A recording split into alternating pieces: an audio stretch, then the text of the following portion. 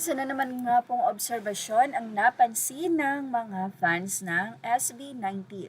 Mula sa isang post, tinanong niya, I am obsessed with Wakas, but I cannot help to notice the artistic choice why it was kung lahat may hanggan instead of kung lahat may hangganan.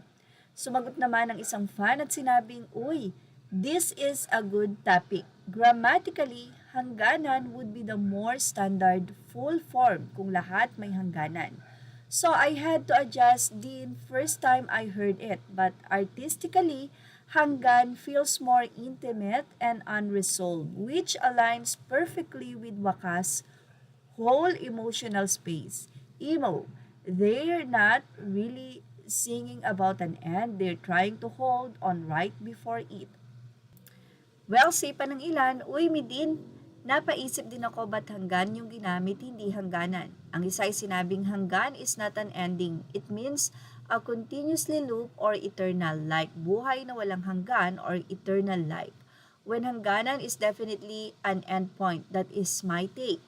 Him using hanggan instead of hangganan may mean that even if they will come to an end because they will get old and have families, yet another will come along to replace them and continue what they have started them. Recruiting pop trainees is gearing towards it.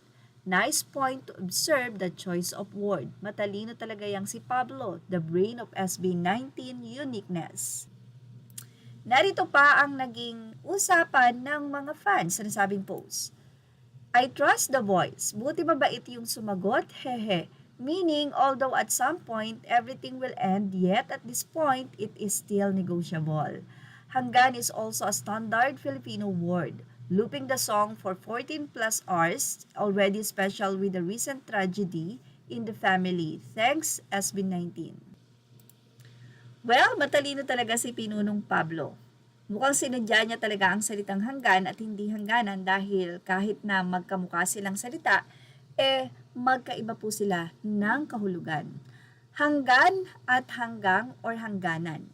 Ito ay ginagamit para tukuyin ang hanggang saan o hanggang kailan ng isang bagay. Karaniwang tumutukoy sa oras, saklaw o limitasyon. Halimbawa, mag-aaral ako hanggang gabi. Dito ka lang hanggang sa pintuan. Ibig sabihin, may tinutukoy na dulo o limit na gawain o panahon.